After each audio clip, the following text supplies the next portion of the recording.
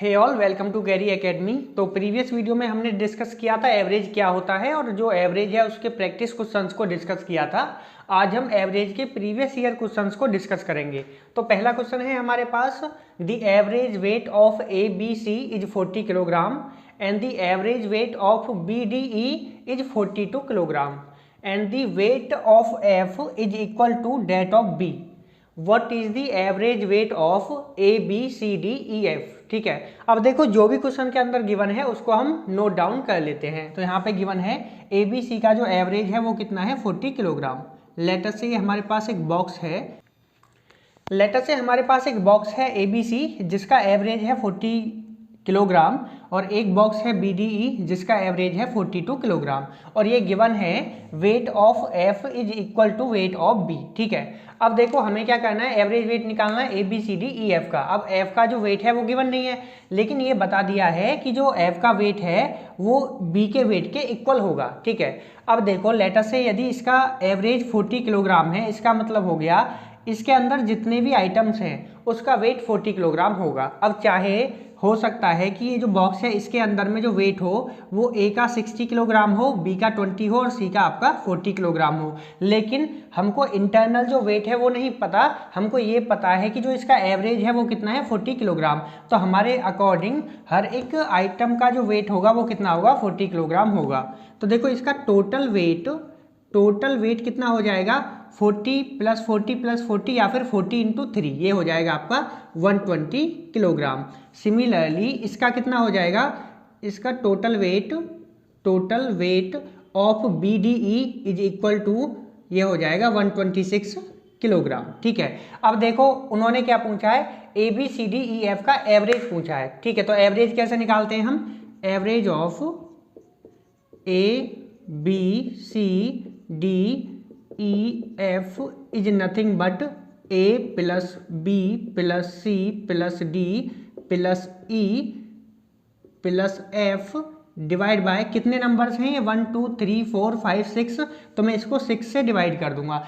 लेकिन आप देख सकते हो कि जो एफ है उसका वेट नहीं गिवन है, तो मैं क्या करता हूँ, इनको यहाँ से उठा के डायरेक्टली यहाँ पे लिखता हूँ। तो ये हो जाएगा आपका A plus B plus C, या फिर ऐसे समझो A B C plus again B plus D plus E is equal to, ये कितना हो जाएगा, 120 प्लस 126। ठीक है, आपको समझ आया होगा। ठीक है, कुछ भी नहीं किया है मैंने, सिर्फ यहाँ पे ये जो इसका टोटल वेट निकाला, इसका टोटल वेट निकाला और दोनों को ऐड कर दिया, तो ये हो जाएगा आपका 246। ठीक है, अब देखो मुझे पता है कि बी यहाँ पे 2 बार आ रहा है, मुझे क्या चाहिए, एफ चाहिए, और उन्होंने बोला है कि जो f का वेट है वो b के इक्वल है, तो मैं क्या b की जगह f रख सकता हूँ, एक b की जगह मैं यहाँ पे f रख दूंगा। तो ये हो जाएगा a प्लस बी प्लस सी, इस b की जगह मैं f रखूंगा, plus d plus e plus f is nothing but 246। ठीक है, अब देखो इसको मुझे किससे डिवाइड करना होगा, 6 से डिवाइड करना होगा। एवरेज के लिए इसको मुझे 6 नंबर से डिवाइड करना होगा, क्योंकि नंबर कितने हैं, 6, 1 2 3 4 5 6। तो ये हो जाएगा 246 डिवाइड बाय 6, ये हो जाएगा आपका 6 4 जा 24 एंड 1 41 किलोग्राम। तो देखो आप इस तरीके से इसका आंसर कर सकते हो। तो जो इसका एवरेज होगा A B C D E F का वो क्या हो जाएगा, 41 किलोग्राम। ठीक है, अब देखो किस तरीके से हम अप्रोच करते हैं। सबसे पहले देखो क्वेश्चन को ध्यान से पढ़ो। यदि आपको क्वेश्चन अच्छे से समझ आ गया, एक बार में नहीं आता, आप 2 बार रीड कर सकते हो, तो इसका मतलब है आपने 70% क्वेश्चन को सॉल्व कर लिया है। ठीक है, जो भी उसके अंदर गिवन है उसको यहाँ पे नोट डाउन कर लीजिएगा। अब देखो कि किस चीज़ की कमी है, ठीक है, और उसको किस तरीके से पूरा किया जा सकता है। ठीक है, अब आपको सिंपल हमने देखा, मैं A B C B D E given है, मैंने दोनों को ऐड किया, ये हो गया A B C B D E. अब मुझे पता है कि मैं बी की जगह एफ रख सकता हूँ, तो मैंने यहाँ एफ रख दिया और इसका एवरेज निकाल दिया। ठीक है, बड़े ही आसानी से आप इसको सॉल्व कर सकते हो। ठीक है, अब देखो अगला क्वेश्चन है हमारे पास जो कि 2021 में पूछा गया है। Consider the following table. हमारे पास एक टेबल गिवन है जहाँ पे A B C D 4 players हैं और उनकी 2 इनिंग्स हैं। फर्स्ट इनिंग की यदि हम बात करें तो जो ए है वो 61 रन्स बनाता है और 99 बॉल खेलता है। बी प्लेयर 5 रन्स बनाता है, 12 बॉल खेलता है, और सी प्लेयर 15 रन्स बनाता है, 75 बॉल खेलता है। सिमिलरली डी प्लेयर 13 रन बनाता है और 55 बॉल खेलता है। इसी तरीके से जो सेकंड इनिंग है वहाँ पे आप देख सकते हो, जो ए प्लेयर है वो 14 रन्स बनाता है 76 बॉल खेल के, और बी प्लेयर 50 रन्स बनाता है 85 बॉल खेल के, सी प्लेयर 20 रन्स बनाता है 50 बॉल खेल के, और डी प्लेयर 12 रन बनाता है 50 बॉल्स खेल के। अब देखो हमको क्या बताना है, who is the fastest run scorer in the test match. हमको ये बताना है कि कौन तेजी से रन बना रहा है।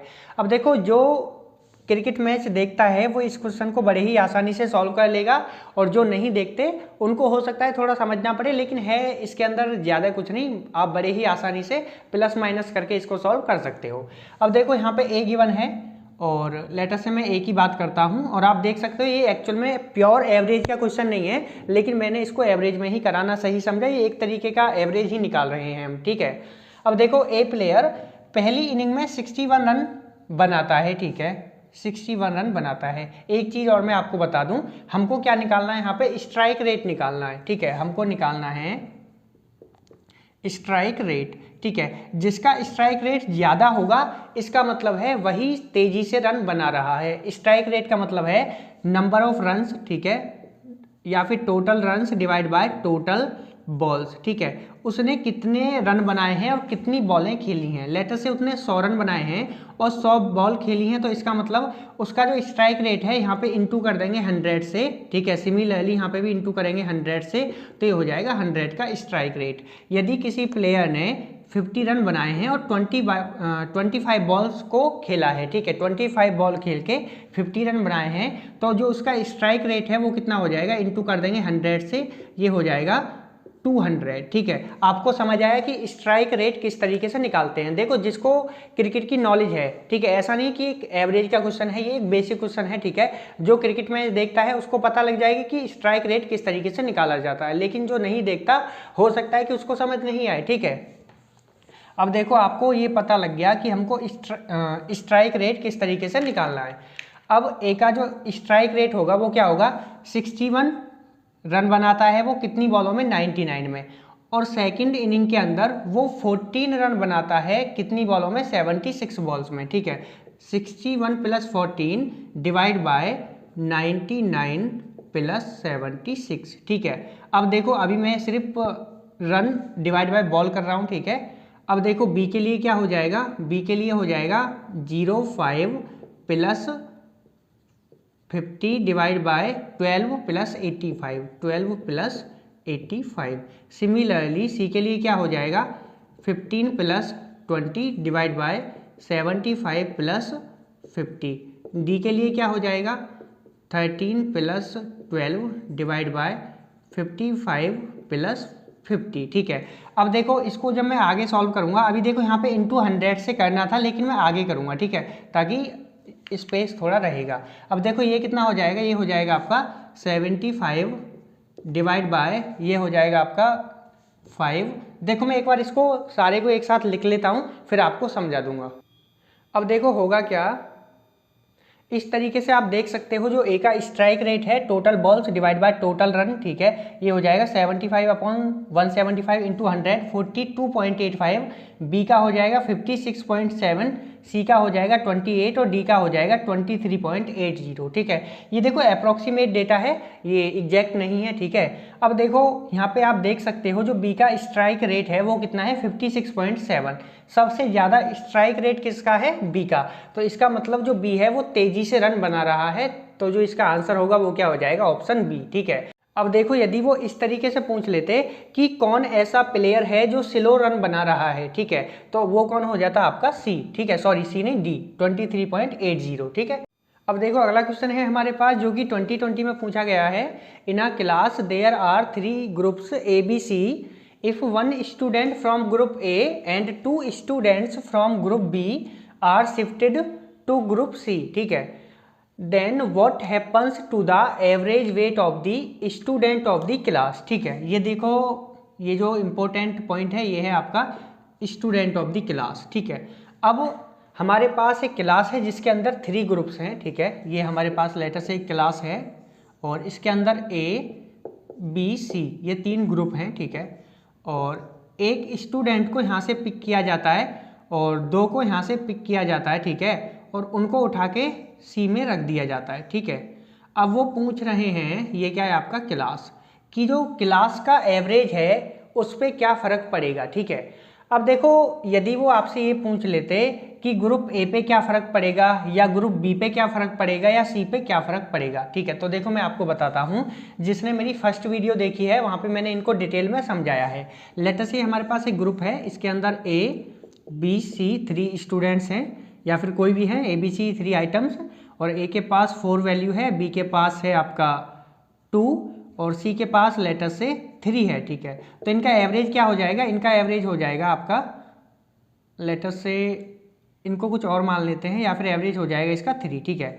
अब देखो, यदि यहाँ से बी चला जाएगा, अगर बी चला जाएगा तो इनका एवरेज क्या हो जाएगा, देखो एवरेज हो जाएगा 4 + 3 7/2 3.5, ठीक है। आप देख सकते हो जब कोई आइटम बाहर जाता है जिसका वेट एवरेज वेट से कम है, ठीक है, एवरेज क्या है 3, इसका वेट क्या है 2, जब जाने वाले का जो वेट है या फिर क्वांटिटी या फिर जो वैल्यू है वो एवरेज वैल्यू से कम है, तो जो रिमेनिंग पर्सन्स हैं उनका एवरेज इंक्रीज हो जाएगा, ठीक है। लेकिन यदि जाने वाले का जो वैल्यू है या फिर जाने वाले का जो नंबर है वो ज़्यादा है एवरेज वैल्यू से, लेटर से यहाँ पे 4 चला जाता या फिर ए चला जाता, तो यहाँ पे एवरेज क्या हो जाता 2 + 3 5/2 2.5।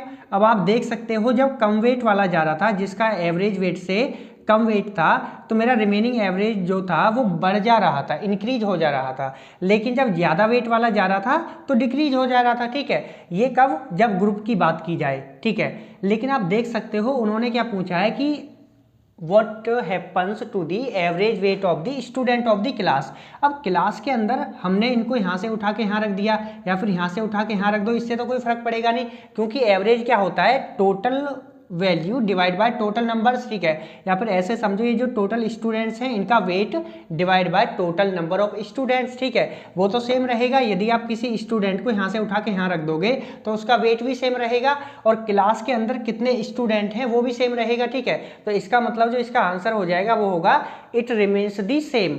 लेकिन मैंने आपको ये क्यों समझाया, अगर वो आपसे पूछ लेते कि ग्रुप ए का जो एवरेज है वो क्या रहेगा या बी का एवरेज क्या रहेगा या सी का एवरेज क्या रहेगा, तो वो डिपेंड करता है कि जाने वाले का वेट एवरेज वेट के रेस्पेक्ट में ज़्यादा है या कम है, ठीक है। तो उन्होंने क्या पूछा है, किसी ग्रुप के बारे में पूछा है, जी नहीं, उन्होंने पूछा है कि क्लास का एवरेज जो वेट है, क्लास का जो एवरेज वेट है वो क्या रहेगा। तो हम कह देंगे कि जो क्लास का एवरेज वेट है वो सेम रहेगा, ठीक है, जो एवरेज है हमारा उस पर कोई भी इफेक्ट नहीं होगा, ठीक है। आप देख सकते हो कि कितना आसान क्वेश्चन आपसे पूछा जाता है, इतना आसान है कि आप इसको रीड करने के साथ ही आंसर कर सकते हो। तो ऐसा नहीं है कि सीसेट में आपसे काफ़ी डिफिकल्ट क्वेश्चंस पूछेंगे, बस डिपेंड करता है कि आप क्वेश्चन को किस तरीके से रीड कर रहे हो, ठीक है। रीड करने का मतलब है अगर आपने उसको अच्छे से रीड किया, अच्छे से समझ लिया, तो आपने 75% क्वेश्चन को या 70% क्वेश्चन को आपने सॉल्व कर दिया है, ठीक है। अब देखो अगला क्वेश्चन है हमारे पास में, ये भी सीसेट 2020 का ही क्वेश्चन है। The average age of a teacher and 3 students is 20 years. If all the 3 students are of same age and the difference between the age of the teacher and each student is 20 years, then what is the age of teachers? मैंने ये first lecture में आपको detail में समझाया था कि जो average होता है एज के केस में और वेट के केस में किस तरीके से निकाला जाता है। यदि किसी ने एवरेज के कॉन्सेप्ट वाली वीडियोज नहीं देखी हैं तो एक बार आप जाके देख सकते हो, ठीक है। अब देखो यहाँ पे हमारे पास एक क्लास है जिसके अंदर S1 S2 S3 3 students plus एक टीचर है। अब ठीक है, इनका जो एवरेज है, ठीक है, कितने पर्सन है टोटल 4, एन कितना है यहाँ पे 4, इनका एवरेज है आपका 20 ईयर्स, ठीक है। अब ये बताया जाता है कि ये जो स्टूडेंट्स हैं S1 S2 S3 इनकी एज सेम है। यदि किसी की एज 10 ईयर्स है तो इसकी भी 10, इसकी भी 10 और इसकी भी कितना रहेगी 10 ही रहेगी।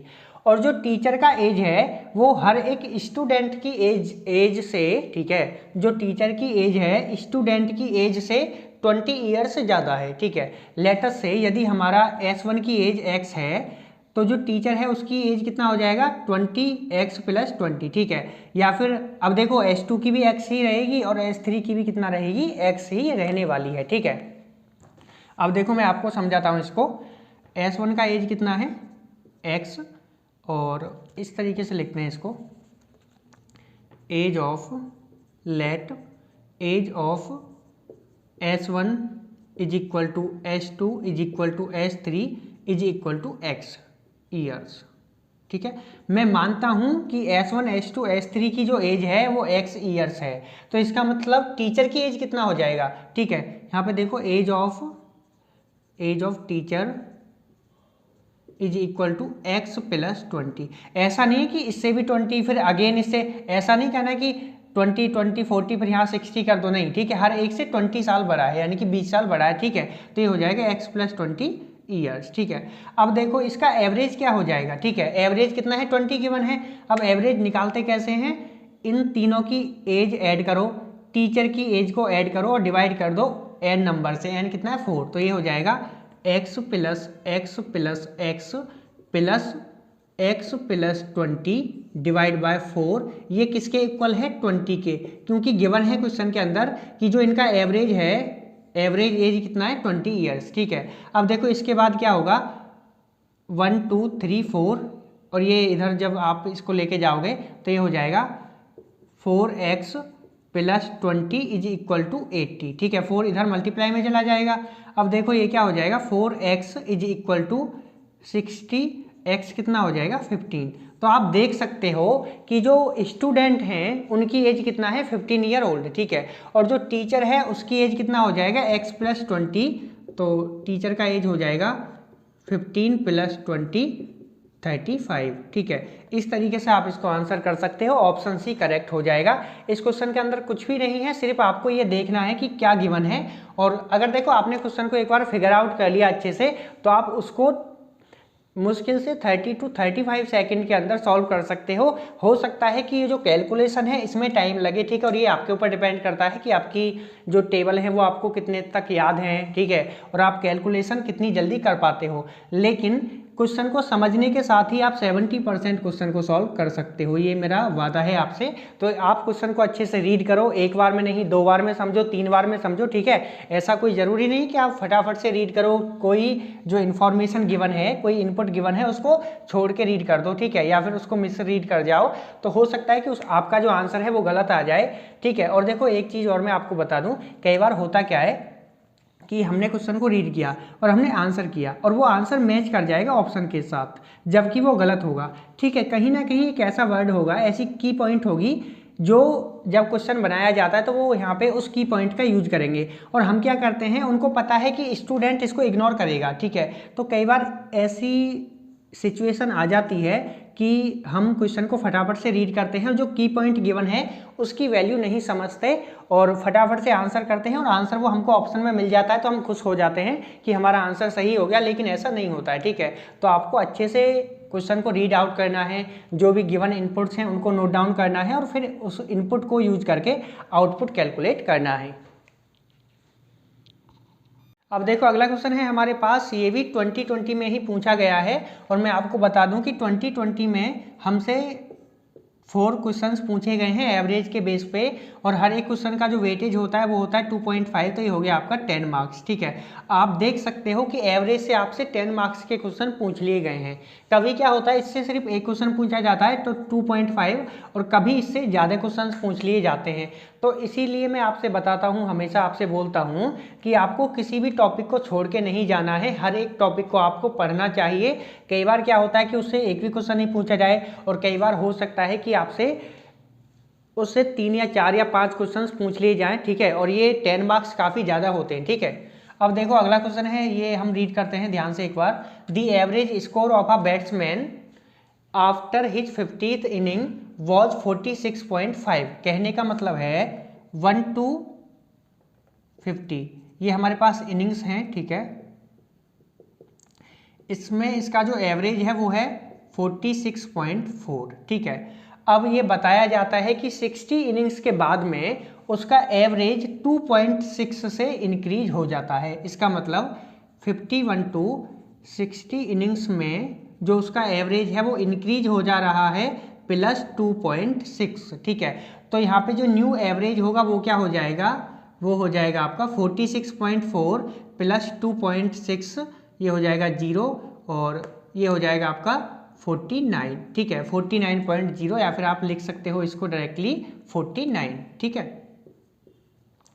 अब देखो what was his average score in last 10 innings, कहने का मतलब है 51 to 60 इनिंग्स के अंदर उसका एवरेज क्या रहा होगा, ठीक है। अब देखो ऐसा नहीं है कि एवरेज 49 रहा होगा, ठीक है, एवरेज हमारा काफ़ी ज़्यादा था, इसीलिए जो हमारा ओवरऑल एवरेज है 1 to 60 इनिंग्स का वो अब 49 हो गया है, ठीक है। ये जो 49 एवरेज है ये 51 to 60 इनिंग्स का नहीं है, ये 1 to 60 इनिंग्स का है, ठीक है। 51 to 60 इनिंग्स के बीच में जो एवरेज है ओवरऑल वो 2.6 से इंक्रीज हो जाता है, ये बताया जाता है, ठीक है।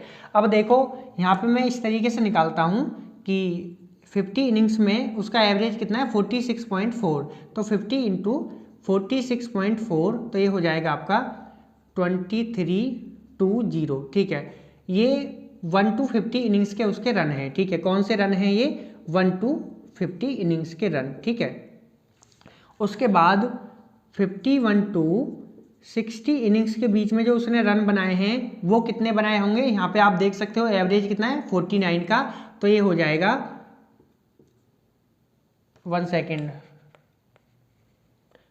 सॉरी यहाँ पे आप देख सकते हो ये 51 to नहीं है, ये जो एवरेज है टोटल है, ओवरऑल एवरेज है, ठीक है। ये 1 to 60 का है, तो मुझे लिखना चाहिए 1 to 60 के बीच में जो उसने टोटल रन बनाए हैं वो कितने हो जाएंगे 60 इंटू 49, ये हो जाएगा आपका 0.4 हो जाएगा यहाँ पे और यहाँ पे हो जाएगा 29। अब देखो हमारे पास डेटा आ गया 1 to 50 जो इनिंग्स हैं उसके अंदर उसके कितने रन हैं 2320 और 1 to 60 इनिंग्स के अंदर कितने रन हैं 2940। इसका मतलब जो टोटल इनिंग्स हैं उसकी कितनी है 60 और रन कितने हैं टोटल 2940 और फर्स्ट 50 इनिंग्स में कितने रन हैं 2320। तो लास्ट 10 इनिंग्स में कितने रन हो जाएंगे total run minus first 50 innings वाले रन, ठीक है। तो ये हो जाएगा 51 to 60 इनिंग्स में कितने रन बनाए होंगे, यानी कि लास्ट 10 इनिंग्स में उसने कितने रन बनाए होंगे वो हो जाएंगे 2940 माइनस 2320, ये हो जाएगा आपका 20 एंड 620। इसका मतलब लास्ट 10 इनिंग्स में उसने 620 रन बनाए हैं, ठीक है। अब एवरेज क्या हो जाएगा, एवरेज हो जाएगा 620 डिवाइड बाय 10, दिस इज 62। तो मैं कह सकता हूँ लास्ट 10 इनिंग्स का उसका एवरेज कितना हो जाएगा 62, तो ऑप्शन सी करेक्ट हो जाएगा, ठीक है। देखो काफ़ी आसान क्वेश्चन है, आपको बस एक बार रीड करना है। ये गिवन है फर्स्ट 50 इनिंग्स में कितने का एवरेज है उसका 46.4, इसका मतलब टोटल रन कितने हो जाएंगे 46.4 इंटू 50 2320। सिमिलरली 1 to 60 इनिंग्स में जो उसका एवरेज है वो कितना इंक्रीज हो जा रहा है 2.6 से 49, तो इसका मतलब 1 to 60 इनिंग्स में टोटल रन कितने हो जाएंगे 2940, ठीक है। तो लास्ट 10 इनिंग्स के रन क्या हो जाएंगे this one minus this one, ठीक है, तो 620 आ जाएगा। अब देखो ये कितने इनिंग्स के रन हैं 10 इनिंग्स के, तो एवरेज क्या हो जाएगा 620 divide by 10, this is nothing but 62, ठीक है।